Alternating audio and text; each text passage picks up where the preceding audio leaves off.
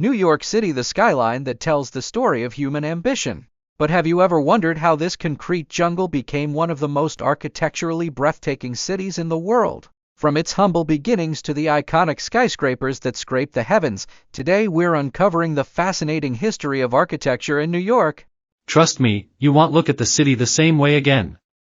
New York City, the city that never sleeps, is not just a place, it's a canvas, and every building, every street corner, tells a story. But where did it all begin? Let's go back to the early 1600s when New York was just a Dutch settlement called New Amsterdam. It all started with simplicity, wooden homes and brick warehouses built along the shores of the Hudson River. Back then, functionality was key, and the idea of towering skyscrapers was still centuries away. Fast forward to the late 18th century, when New York became a bustling port city. Stone buildings began to replace wooden structures, inspired by European styles. Think Georgian and federal architecture, simple, symmetrical designs with an emphasis on elegance. As New York grew, so did its need to impress. By the mid-19th century, the city was embracing the grandeur of Greek Revival and Gothic Revival styles. Just look at the magnificent Trinity Church, built in 1846. Its soaring spire once dominated the skyline. By the late 1800s, New York's architecture took a sharp turn.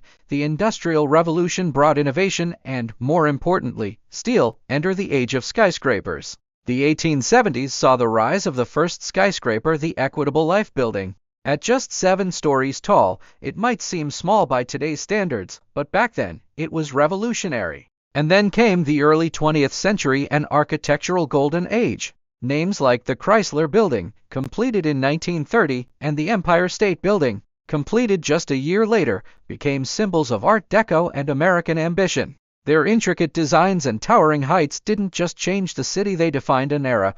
But the story doesn't stop there. As technology advanced, so did architecture. The mid-20th century introduced modernism, clean lines, glass facades, and minimalism.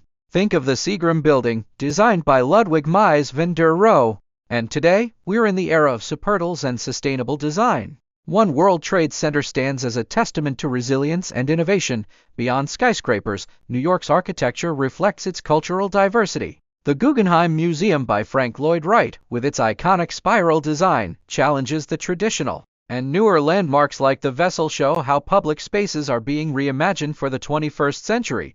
So, what makes New York's architecture so special? It's not just the size of its buildings or the styles that have come and gone, it's the way these structures tell the story of a city that's constantly evolving. A city where history meets innovation, and where every stone, every beam, carries a piece of its vibrant past. The history of architecture in New York isn't just about buildings, it's about people.